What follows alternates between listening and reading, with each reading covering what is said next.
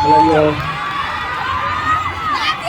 itong kantang ito ay tunay na ang liham namin para sa inyo, 18. Kasi alam niyo, tulad ng sabi ko, yung journey namin mula nung nag-debut kami hanggang ngayon, sobrang chine-cherish namin. Kasi marami man challenges, marami mang parang hindi namin inaasahan na akala namin minsan, iba parang tumatagilid na ako matatapos na yung grupo. Pero nandiyan kayo parate. Nandiyan kayo parate para suportahan kami. To keep us together. And not just SB19.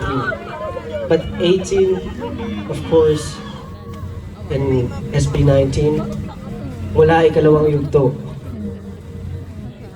Maraming salamat po. Napakarami pong challenges. Ken, may gusto ko sabihin, Ken. Of course, gaya ng sabi ni Justin kanina, this one is our biggest. So definitely, and I hope na mananatili ito sa lahat po ng puso at saka sa isipan natin. This one, Yeah, parang I'm pretty sure. Okay, Chad, may sabihin ka ba dyan? Kapit bahay? layo mo naman, bro. Alayo mo, bro. Ito, tawagan kita. Hindi. Gusto ko lang i-share na yung nabanggit nga ni Josh from ikalawang yugto. Since nag-start yung ikalawang yugto, binungan agad kami ng challenges.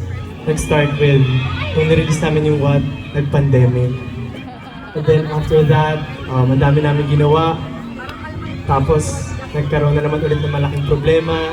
Parang yung buong journey ng ikalawang yugto talagang puro challenges. But despite those challenges, binibiyayaan pa rin kami ng opportunities. Nag-viral si Mapa, nag-viral si Gento. Andyan kayo, patuloy na dumadami. So yung journey na to talagang something that we can never forget. And sana sa inyo rin, hindi nyo kami makakalimutan. Sa dinami-dami ng challenges na dumating sa amin as a group and individually, marami mga bagong experiences, bagong challenges, pero isang bagay lang yung nanatili. Kayo yun.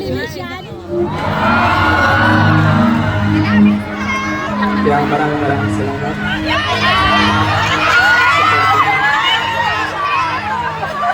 Saan man tayo abutin ng pagsasama natin? Sana naging masaya yung journey natin together.